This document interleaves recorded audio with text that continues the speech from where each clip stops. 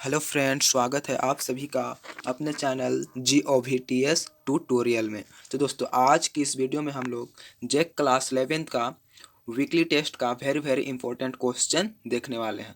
और दोस्तों, आप लोगों को मैं बता दूं कि आप लोगों का अगला टेस्ट 2 दिसंबर 2023 को होने वाला है और उस दिन आप लोगों का भूगोल का टेस्ट होगा। तो इस वीडियो में हम लोग भूगोल का वेरी इंपॉर्टेंट क्वेश्चन देखने वाले हैं। इसलिए दोस्तों, आप लोग इस वीडियो में शुरू से लेकर लास्ट तक बने रहिएगा और आप लोग वीडियो को देख लेने के बाद अपने सभी दोस्तों के पास वीडियो को शेयर ज़रूर कर दीजिएगा ताकि उनको भी इस वीडियो से लाभ हो सके। और चैनल पे नए हैं तो चैनल को सब्सक्राइब कर दीजिएगा और बेल आइकन को ऑल पे सेट कर दीजिएगा ताकि जब भी मैं वीडियो अपलोड करूँ तो सबसे पहले नोटिफिकेशन आपके पास पहुँचे। तो चलिए हम लोग बिना देर किए हुए वीडियो को शुरू करते हैं। देखिए, आपको मैं बता दूं कि आप लोगों का सब्जेक्ट फिर से एक बार बता दे रहा हूं। आप लोगों का सब्जेक्ट ज्योग्राफी है, क्लास 11th का। और समय आपको 90 मिनट दिया जाएगा, यानी कि 1 घंटा 30 मिनट आपको समय दिया जाएगा। और आप लोगों को पता ही होगा कि आप लोगों का 10 ऑब्जेक्टिव होता है, जो कि 2 नंबर का होता है टोटल, यानी कि 20 नंबर। और सब्जेक्टिव होता है आपका टोटल लिखने वाला 20 नंबर का। टोटल आप लोगों का 40 नंबर का एग्जाम होता है। तो चलिए हम लोग वीडियो को शुरू करते हैं। तो देखिए, हम लोगों का पहला क्वेश्चन सेक्शन ए का पहला प्रश्न कहता है, निम्नांकित में से कौन सा देश क्षेत्रफल में भारत से बड़ा है। तो इसमें से दिया हुआ है, तो इसमें से आपको बताना है कि भारत देश से सबसे बड़ा देश कौन सा है। तो भारत से कौन सा बड़ा देश है इसमें से? देखिए, ईरान, चीन, फ्रांस, मिस्र। ये टाइप मिस्टेक हो गया है, कभी रास नहीं होना चाहिए था।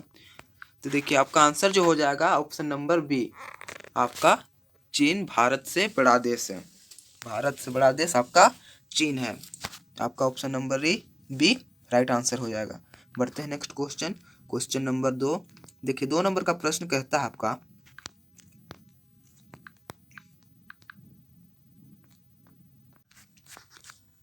निम्नांकित मायोत्तर में कौन सा भारत का मानक यामोत्तर है। तो कौन सा भारत का मानक यामोत्तर है? 90 डिग्री 30, 75 डिग्री 30, 60 डिग्री 30, 82 डिग्री 30। तो आपका आंसर हो जाएगा ऑप्शन नंबर डी, 82 डिग्री 30। बढ़ते हैं next question, question number 3। 3 number का प्रश्न क्या कहता है? 3 नंबर का प्रश्न कहता है आपका, रेडक्लिफ रेखा कौन सी है। तो रेडक्लिफ रेखा आपका कौन सी है? आपका राइट आंसर हो जाएगा option number C, Bharat Pakistan सीमा रेखा। तो आपका right answer option number C हो जाएगा। बढ़ते हैं नेक्स्ट क्वेश्चन को, क्वेश्चन नंबर 4। देखिए, 4 नंबर का प्रश्न कहता है आपका, मैकमोहन रखा है। तो मैकमोहन रखा है। देखिए, भारत एवं चीन के मध्य, भारत एवं पाकिस्तान के मध्य, भारत एवं बांग्लादेश के मध्य, इनमें से कोई नहीं। यहाँ हमको लगता है मैकमोहन कहाँ है। तो मैकमोहन कहाँ है ये होना चाहिए मेरे ख्याल से। तो देखिए, 4 का आपका आंसर हो जाएगा ऑप्शन नंबर ए, भारत एवं चीन के मध्य। बढ़ते हैं नेक्स्ट क्वेश्चन की ओर, क्वेश्चन नंबर 5। देखिए, 5 नंबर का आपका प्रश्न कहता है, निम्नांकित में से कौन सा देश भारत का पड़ोसी देश नहीं है। तो इसमें से आपको बताना है कि कौन सा भारत का पड़ोसी देश नहीं है। देखिए, अफगानिस्तान ये है आपका भारत का पड़ोसी देश, पाकिस्तान ये भी है, बांग्लादेश ये भी है। तो आपका थाईलैंड जो है ये आपका भारत का पड़ोसी देश नहीं है। आपका सी नंबर एकदम करेक्ट आंसर हो जाएगा। बढ़ते हैं नेक्स्ट क्वेश्चन की ओर, क्वेश्चन नंबर 6। देखिए, 6 नंबर का आपका प्रश्न कहता है, क्षेत्रफल के अनुसार भारत का विश्व में स्थान है। तो क्षेत्र के अनुसार आपको बताना है कि भारत का विश्व में कितना स्थान है, कौन सा स्थान में भारत आता है। देखिए, चलिए यहाँ पे होना चाहिए था आपका छठा। देखिए, बी कहता है 7वां, सी कहता है 8वां और डी कहता है आपका 5वां। तो आपका 6 का आंसर हो जाएगा ऑप्शन नंबर सी, 8वां। यानी क्षेत्रफल के अनुसार भारत का विश्व में 8वां स्थान आता है। तो आपका सी एकदम राइट आंसर हो जाएगा। बढ़ते हैं नेक्स्ट क्वेश्चन की ओर। क्वेश्चन नंबर 7 देखिए, 7 नंबर का आपका प्रश्न कहता क्या है, इनमें से किस राज्य से कर्क रेखा गुजरती है। तो आपको बताना है किसमें इनमें से कर्क रेखा किस राज्य से गुजरती है। क्या उत्तर प्रदेश से, या फिर बिहार से, उड़ीसा से।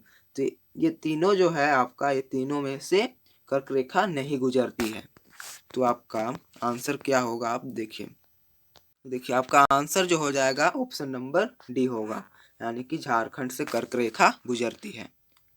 देखिए 8 नंबर का प्रश्न आपका कहता है, निम्नांकित में कौन सा भारत सबसे दक्षिणी स्थान है। तो निम्नांकित में कौन सा भारत सबसे दक्षिणी स्थान में है। कन्याकुमारी, इंद्र पॉइंट, रामेश्वरम, इनमें से कोई नहीं।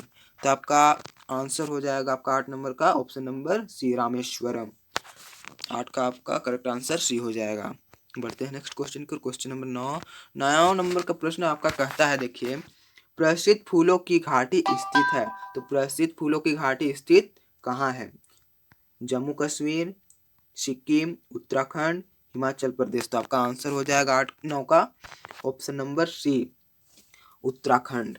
उत्तराखंड में आपका फूलों की घाटी स्थित है। बढ़ते हैं नेक्स्ट 10 नंबर। ये आपका सेक्शन ए का लास्ट प्रश्न है। 10 नंबर देखिए, निम्न राज्यों में किसका क्षेत्रफल सबसे कम है। तो इस कौन सा राज्यों में सबसे कम क्षेत्रफल है। क्या गुजरात में, तेलंगाना में, या फिर कर्नाटक में, या फिर इनमें से कोई नहीं। तो आपका आंसर हो जाएगा 10 नंबर का ऑप्शन नंबर बी, तेलंगाना में आपका क्षेत्रफल सबसे कम है। तो हम लोगों का सेक्शन ए का क्वेश्चन समाप्त होता है। अब हम लोग देखेंगे सेक्शन बी का, जो कि आपका 2 प्रश्न रहेगा, वो आपका 2 नंबर का होगा, टोटल 4 नंबर का। देखिए आपका 11 नंबर का प्रश्न क्या कहता है, क्या भारत को एक से अधिक मानक समय आवश्यकता है, यदि हो तो ऐसा आप क्यों सोचते हैं। तो आप लोग ऐसा क्यों सोचते हैं। देखिए मैं आप लोगों को क्वेश्चन दे रहा हूँ, आप लोग आंसर खुद लिख लीजिएगा, क्योंकि आप लोगों को स्कूल में लिखाया गया होगा।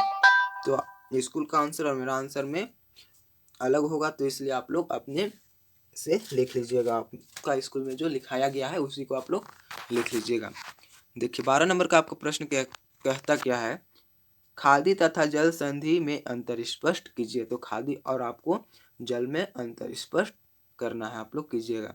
एक साइड लिखिएगा खादी और दूसरी ओर लिखिएगा जल संधि, फिर यहाँ पे एक लिख दीजिएगा, फिर पॉइंट वाइज लिखिएगा दोनों साइड, तो आपको पूरा नंबर मिलेगा। देखिए सेक्शन सी का हम लोग देखेंगे, जो कि आपका 2 प्रश्न है और ये 3 नंबर का होने वाला है। देखिए भारत की लंबी तट रेखा के क्या प्रभाव हैं। तो भारत की लंबी तट रेखा के क्या प्रभाव हैं आपको बताना है। देखिए 14 नंबर का आपका प्रश्न कहता है, जबकि पूर्व में उदाहरण के तौर पर नागालैंड में सूर्य पहले उदय होता है। जो नागालैंड में सूर्य पहले उदय होता है और पहले ही अस्त होता है। देखिए नागालैंड में सूर्य पहले उदय होता है और अस्त यानी कि डूबता भी पहले है। फिर कोहिमा और नई दिल्ली में घड़ियां एक ही समय क्यों दिखाती हैं। तो आपको बताना है कि कोहिमा और नई दिल्ली में घड़ियां एक समय क्यों दिखाती है। आप लोग आंसर खुद लिख लीजिएगा इसका, मैं आंसर आप लोगों को नहीं बता रहा हूँ।